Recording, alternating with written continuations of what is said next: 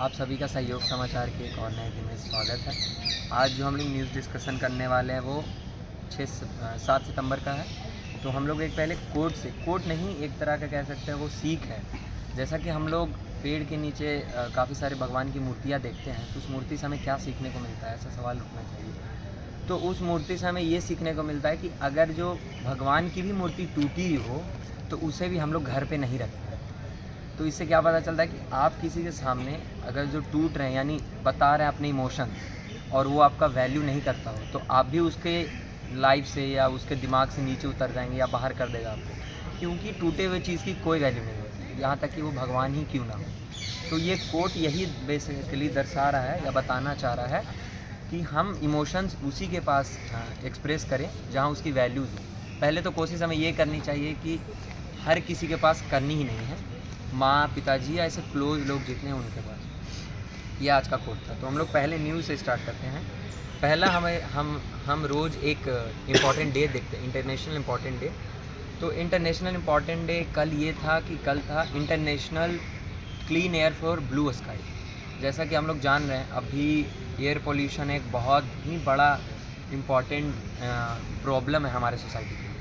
अगर जो मैं आपके डाटा के हिसाब से मैं आपको बताऊं तो डाटा हमारा ये दिखाता है कि जो डेथ्स हो रही हैं पूरे वर्ल्ड में, अनफॉर्चुनेट डेथ्स, वो एयर पोल्यूशन के दूसरे नंबर पे आता है ड्यू टू एयर पोल्यूशन। मतलब स्मोकिंग ये तो बातें हैं अलग, लेकिन जो एयर पोल्यूशन है, जैसे हम पराली का एग्जांपल लें, जो पराली जलता है हरियाणा और दिल्ली वाले एरिया में, उन पराली के स्मोक के कारण क्या होता है कि काफ़ी सारे डेथ्स हो रहे हैं। दिल्ली में जो अस्थमा के मरीज़ हैं या जो अलग अलग रेस्पिरेटरी प्रॉब्लम्स हैं, उनको बहुत दिक्कतें होती है। तो ये एक छोटा सा एग्जांपल है।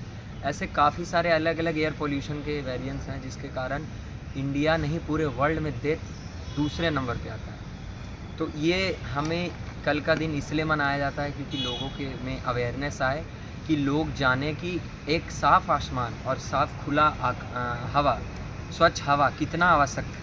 मतलब ये नहीं कि सिर्फ नेचर अच्छा दिखे या आप खूबसूरती के लिए, लेकिन नहीं, आपके हेल्थ के लिए, मेंटल और फिजिकल दोनों हेल्थ के लिए एक खुला आसमान और साफ़ हवा कितना इम्पोर्टेंट है। इस डे का नाम आप याद रख रहे हैं, international day for clear air for blue sky. 7 September every year UN general assembly के द्वारा स्टार्ट किया गया था, अब हर साल बनाया जाता है। दूसरा जो इम्पॉर्टेंट ये था एस्पेक्ट की टैरिफ को लेकर, मतलब टैरिफ के न्यूज़ में एक और अपडेट कि जो हमारे ट्रम्प साहब हैं उनके द्वारा एक स्टेटमेंट दी गई। मोदी जी को कहा गया अ ग्रेट प्राइम मिनिस्टर। मतलब ये अपने आप में आयरॉनिकल है। कुछ दिन पहले ही उनकी स्टेटमेंट आ रही थी कि इंडिया को लेके इंडियंस को आप हायर ना करें, इंडियंस लोगों को आप सेकंड प्रायोरिटी पे लें, आप अमेरिकन को हायर करिए, अलग अलग जितने भी कंटिन्यूशन वाले लोग हैं। फिर एक नया स्टेटमेंट निकल के आ रहा उनका कि जो हमारे यहाँ के हमारे जो प्रधानमंत्री हैं उनके लिए बहुत मतलब अच्छे विचार उनके मुंह से निकले। ये बहुत अपने आप में हैरान है। लेकिन इसका स्वागत किया गया हमारे प्रधानमंत्री के द्वारा। कहा गया कि जी हाँ, इंडिया और अमेरिका की रिलेशन अभी भी बहुत अच्छे हैं, स्तर पे है, लेकिन क्या नहीं है वो हम जानते हैं।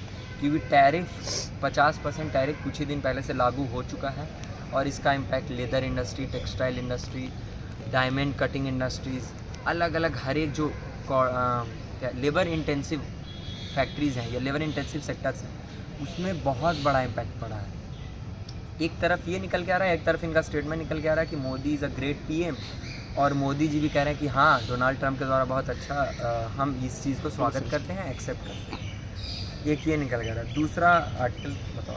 पहले तो इस आर्टिकल में जोड़ना चाहूँगी, जैसा इन लोगों ने मोदी जी ने उसका वेलकम किया और ट्रंप ने भी बोला कि हम दोनों के बीच में बहुत स्पेशल टाई है, बट ट्रंप ने क्वाड्स में आने के लिए मना कर दिया और मोदी जी ने उनका सेशन में जाने के लिए स्किप कर दिया। मतलब अब दोनों नहीं जाएंगे। जैसे कि उनका सेशन में हर देश का प्राइम मिनिस्टर ही जाता है, बट मोदी जी जब उनका में जाने स्किप कर दिया और ट्रंप ने यहाँ क्वाड्स में आने से मना कर दिया है, तो अब उनका भी मोदी जी की जगह हमारे फॉरेन मिनिस्टर एस जयशंकर जाएंगे। ये न्यूज़ बेसिकली यही कहना चाहती है कि जैसे हम अगर जो ध्यान दें कि US और इंडिया का स्टैंड कैसे चेंज हो रहा है। पहला आर्टिकल में हम लोग ये पढ़े कि US की तरफ से बहुत अच्छा बयान निकल के आ रहा है और उसको हमारे PM के द्वारा एक्सेप्ट किया जा रहा है। लेकिन दूसरा आर्टिकल जो कह रहा है जो मैम ने बताया। दूसरा आर्टिकल ये कह रहा है कि जो हमारे प्रधानमंत्री हैं उनको यूएन जनरल असेंबली के लिए इनवाइट किया गया, या जब भी यूएन जनरल असेंबली होती है तो डेलीगेट के तौर पे हर देश के जो सबसे उच्च कोटि के ब्यूरोक्रेट हैं या मिनिस्टर्स हैं वो जाते हैं। जैसे हमारे तरफ से प्राइम मिनिस्टर मोदी जाने वाले थे, मोदी जी जाने वाले थे, और उनके तरफ से डोनाल्ड ट्रंप आने वाले थे। क्वाड नहीं, यूएस की तरफ से। तो ये हुआ चीज़ कि जो यूएन जनरल असेंबली उसमें हमने जाने से मना कर दिया। ये नहीं कि हमारा डेलीगेट नहीं जाएगा, उसके जगह पे हमारे फॉरेन मिनिस्टर एस जयशंकर साहब जाएंगे, लेकिन मोदी जी नहीं जाएंगे। ये बहुत बड़ा सिग्निफिकेंस रखता है।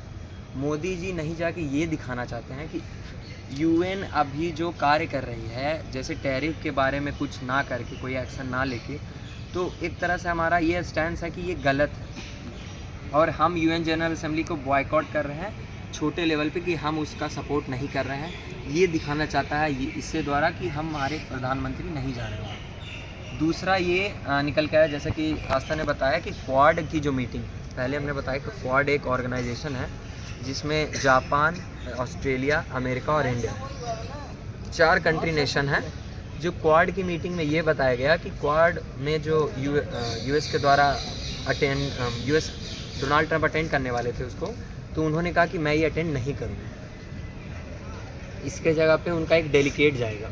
जिस तरह से हमारे प्रधानमंत्री के द्वारा मना किया गया यूएन जनरल असेंबली के लिए, उसी प्रकार से डोनाल्ड ट्रंप के द्वारा क्वाड की मीटिंग को मना कर दिया गया कि हम नहीं जाएंगे। तो ये चीज़ बहुत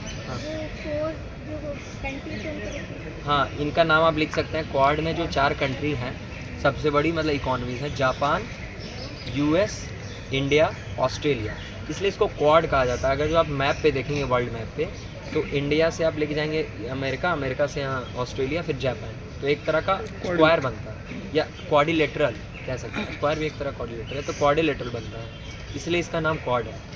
तो क्वाड पहले के समय में चाइना के पावर को, बढ़ते हुए पावर को काउंटर करने के लिए बनाया गया था। लेकिन जब से हमारे देश पे टैरिफ लगी और काफ़ी सारे स्टैंड चेंज हुए हैं वेस्टर्न कंट्रीज़ और यूएस को लेके, उसके बाद क्वाड का वैल्यू और क्वाड की जो कह सकते हैं पावर जो बढ़ के आ रही थी वो कम गई है। ये ध्यान रखने वाली बात है। दूसरा, यूएन जनरल असेंबली की बात आई यहाँ। UN general assembly United nation का सबसे महत्वपूर्ण अंग है, और इसी में जो भी बड़े बड़े लॉज या बहुत बड़े बड़े रिजोल्यूशंस पास होते हैं इसी के द्वारा होते हैं। तो ये न्यूज़ में बेसिकली यही है कि दोनों कंट्री के जो हेड हैं उनके द्वारा एक मीटिंग में जाने का मना करके ये दिखाया जा रहा है कि हम इससे बॉयकॉट कर रहे हैं या हम इसमें नहीं जाना, हमारे देश का इंटरेस्ट नहीं है। ये दूसरा एक बहुत छोटी सी न्यूज़ है, बहुत बड़ी सी न्यूज़ आई है जो कि महाराष्ट्र के डिप्टी सीएम को लेके आई है। उन्होंने एक आईपीएस ऑफिसर थी, अंजलि उनका नाम है, उन्हें डराया था। मतलब बेसिकली ये हुआ था कि महाराष्ट्र में एक जगह इलीगल माइनिंग हो रही थी और उनका आईपीएस का नाम है अंजलि, तो वो उसे रोकने गई थी। फिर उनके डिप्टी सीएम जो है महाराष्ट्र के, उनका कॉल आया और उनको बोला कि मैं आपको ऑर्डर दे रहा हूँ, आप ये बंद करो। मतलब एक तरह से धमकी टाइप की दी गई। तो इस आर्टिकल या इस न्यूज़ से हमें पता चलता है कि हम ऐसा सोचते हैं कि अगर हम आईएएस बन जाएंगे, आईपीएस बन जाएंगे तो चीज़ें कैसी होगी। ग्राउंड रियलिटी बहुत अलग है हमारी इमेजिनेशन से, या जो हम ऑनलाइन सोशल मीडिया पे देखते हैं। जो ये न्यूज़ आई है ये काफ़ी एक तरह से शेमफुल भी हमारे लिए इक्वली, क्योंकि अगर ब्यूरोक्रेट कोई काम कर रहा है उसको डिप्टी सीएम ऐसे आके बोल रहे हैं। और महाराष्ट्र से आना तो इसके लिए, क्योंकि वहाँ के जो लोकल लोग थे, पहले तो मीडिया को उन्होंने, मीडिया ने भी इसको रिकॉर्ड किया, लेकिन मीडिया कहीं भी नहीं शो कर रही है क्योंकि वहाँ पे भी मीडिया पे कंट्रोल आ गया है। तो एक ये न्यूज़ आई थी, काफ़ी इंपॉर्टेंट है, और ये उन लोगों के लिए इंपॉर्टेंट है जिनको लगता है कि नहीं हम आईएएस बन जाएंगे, हम आईपीएस बन जाएंगे तो हमारी लाइफ तो बहुत अच्छी होगी। सबको ऐसा लगता है कि आईएएस आईपीएस की लाइफ बहुत होती है, एकदम बेस्ट होती है, और बहुत लोग बोलते हैं कि वो अच्छा करना नहीं चाहते। आप यहाँ देख रहे हैं वो अच्छा करना चाह रहे हैं, लेकिन उनको धमकी मिल जा रही है कि हम तुम्हें देख लेंगे या समथिंग लाइक दैट। ये वर्ड उन्होंने यूज़ किया था जो डिप्टी सीएम थे। ये जो न्यूज़ हम इसको एज अ केस स्टडी देख सकते हैं कि अब यूपीएससी में आप इथिक्स का पेपर उठाएं या मोरालिटी की बात जब आप करते हैं, तो ये केस स्टडी बहुत इंपॉर्टेंट हो जाता है हमारे लिए कि किस तरह से ऑन ग्राउंड जब हम एक एस्पिरेंट रहते हैं, यूपीएससी एस्पिरेंट के लिए एक बहुत इंपॉर्टेंट एस्पेक्ट ये निकल के आ रहा है इसमें कि जब आप तैयारी के दौरान आप एक तरह से लग्जरी या पावर को देखते हैं या उसके लेविश लाइफ को देख के अट्रैक्ट होते हैं, और जब ऑन ग्राउंड चीज़ें आपके पास आती है और जब आप पे लीडर्स या वहाँ के नेता, वहाँ के लोकल नेता या स्टेट के बड़े मिनिस्टर्स का प्रेशर आता है। तो उस बीच की जो गैप है, जब आप एस्पिरेंट हैं और जब आप एज ए ड्यूटी पे आ जाते हैं, जैसे अंजलि मैम थी हमारे IPS ऑफिसर, तो उन पे जब आया तो उन्होंने दिमाग वहाँ पे कैसे हैंडल किया, कोल्ड हैंडल कैसे चीज़ों को अच्छे से हैंडल किया, वो समझने वाली बात है कि उनने वीडियो बनाया, वीडियो बना के फ़ोन स्पीकर पे रखा कि चीज़ें सब क्लैरिटी रहे।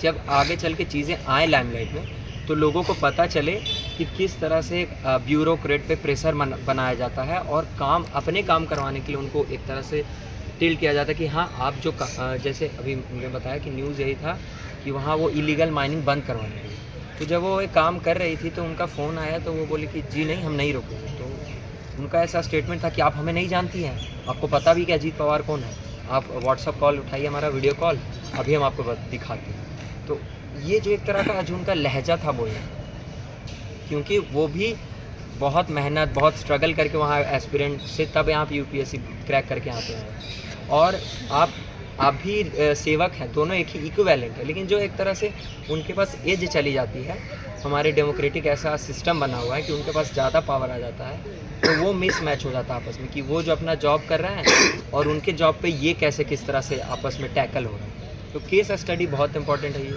कि जब आप ऑन ग्राउंड चीज़ें देखते हैं तो वो नहीं रहती जो हम लोग ड्रीम में या एक वेब सीरीज़ में देख के जाते हैं कि हाँ भाई हमें तो एक 2-4 गाड़ियाँ मिलेंगी, ऑफिसर्स मिलेंगे और कोई प्रेशर नहीं रहेगा, चीज़ें हम अच्छे से कर पाएंगे, सोसाइटी को पूरा बदल देंगे। लेकिन जब आपको नेता, वहाँ के लोकल माफियाज, गुंडे आप पे यहाँ तक कि जान माल का नुकसान का हानि होता है, तब वहाँ पे आप कैसे चीज़ों को मैनेज करते हैं, ये बहुत इम्पोर्टेंट है। इस न्यूज़ के वायरल होने के बाद यही सबसे बड़ा डिबेट छिड़ गया कि एक ब्यूरोक्रेट और एक डेमोक्रेटिक इलेक्टेड जो नेता हैं, उनकी पावर कहाँ तक लिमिटेड होगी, एक जो लाइन खींची जाएगी वो कहाँ खींची जाएगी, और क्या वो हर चीज़ पे दबाव दे सकते हैं, मना कर सकते हैं। ये न्यूज़ यही था। लास्ट और इम्पॉर्टेंट सबसे न्यूज़ आर्टिकल है केरला के महापुरम से, मालापुरम डिस्ट्रिक्ट से। तो ये बहुत पॉजिटिव न्यूज़ है हमारे लिए कि अगर जो हम बात करें अभी के टाइम पे जो बेबी का बर्थ होता है वो मोस्टली हमारे टाइम में अगर जो देखें हम तो शहर में होने लगा, लेकिन जब हम 20 साल पहले 10 साल पहले की बात अगर जो उठा के देखें तो काफ़ी सारे जो हमारे जनरेशन के लोग हैं उनका बर्थ विलेज में हुआ। और विलेज में क्या कंडीशन रहती थी, जो आए जिनको कहते हैं या माँ जो दाई माँ, उनके द्वारा जो विलेज हेड हैं या कोई ऐसी बूढ़ी माँ जिनको एक्सपीरियंस इन चीज़ों, उनके द्वारा हैंडल किया जाता है। लेकिन अब चीज़ें बहुत कॉम्प्लिकेटेड हो गई। जिस तरह से बच्चा कंसीव पहले किया जाता था या बच्चा बर्थ पहले होता था ईज़िली, और क्योंकि उस तरह का इन्वायरमेंट, पहली बात तो हमारा फिज़िकल और मेंटल दोनों बहुत चेंज हो गया है। मदर पहले की तरह हेल्दी नहीं है, फिज़िकली मेंटली दोनों। तो जो दिक्कतें आ रही है, और अभी भी हम लोग विलेज में ही अगर जो हम देखें निकालते यूपी और नॉर्थ इंडिया के काफ़ी सारे गाँवों में, तो काफ़ी सारे परसेंटेज के वोमेंस का जो बेबी बॉर्न हो रहा है वो विलेज में ही हो रहा है। तो ये बहुत कंसर्निंग है, क्योंकि हॉस्पिटल में होगा तो एक स्पेशलिस्ट के नज़र में होगा, डॉक्टर्स उसके लिए होंगे, नर्सेज होंगी, उस तरह से एक जो इमरजेंसी मशीन्स होंगी उसके हेल्प के लिए होंगी। तो यही ध्यान रखा जा रहा है मालपुरम में, कि मालपुरम में काफ़ी साल पहले एक कैंपेन चलाया गया। उस कैंपेन में बेसिकली ऐसा किया गया कि गांव में जाके डिस्ट्रिक्ट एडमिनिस्ट्रेशन के द्वारा, वहाँ की लोकल पुलिस के द्वारा अवेयरनेस फैलाया गया कि आप अपने गांव में बच्चे जो पैदा हो रहे हैं उनको ना करके आप हॉस्पिटल में जाएं और हॉस्पिटल का हेल्प लें, डॉक्टर्स का हेल्प लें, क्योंकि जब चीज़ें कॉम्प्लिकेटेड हो जाती हैं तो वहाँ माँ बच्चे दोनों के जान पे खतरा हो जाता है। तो इसे बचाने के लिए वहाँ की लोकल गवर्नमेंट ने अवेयरनेस फैलाई। और अगर जो मैं आपको डाटा बताऊँ तो डाटा बहुत ही पॉजिटिव बताता है। अगर जो 2019 से 20 के बीच का डाटा देखें तो वो हमारा 199 करीब जो लेडीज़ थी, वो जो बच्चे जब पैदा हो रहा था तो वो विलेज में हो रहा है। लेकिन जब हम अभी की बात करें 25 से 26 की, तो अभी मात्र 13 ऐसे वोमेंस मदर जो बच्चे कंसीव कर रहे हैं वो विलेज में हो रहा है। तो मतलब समझ सकते हैं आपकी कितना 10 गुना 20 गुना का चेंज आया, हमारे कम हुआ चीज़ें। तो ये बहुत बड़ा पॉजिटिव कह सकते हैं हमारे एक मॉडल है, मल्लपुरम डिस्ट्रिक्ट के द्वारा किया गया। वहाँ के डिस्ट्रिक्ट एडमिनिस्ट्रेशन का ये भी केस स्टडी का काम करेगा। किस तरह से कहा जाता है कि डीएम क्या ही कर सकता है, अभी हम लोग पिछले न्यूज़ में देखे कि डीएम के हाथ में या आईपीएस के हाथ में कम पावर है, लेकिन यहाँ ये बता रहा है कि लिमिटेड रिसोर्स में लिमिटेड पावर के साथ भी आप ऑन ग्राउंड चीज़ें चेंज ला सकते हैं। चेंज आ रहा है, आप ही इसको इस मॉडल को पढ़ के अगर जो आप यूपीएससी एस्पिरेंट है या एक सोसाइटी में आप सोशल चेंज लाना चाहते हैं तो इससे आप मोटिवेशन ले सकते हैं और इसके तरीके को भी अपना सकते हैं। तो इसी आर्टिकल से मैं पूर्ण विराम देना चाहूँगा आज के सहयोग समाचार को। कल मिलते हैं इसी एनर्जी के साथ।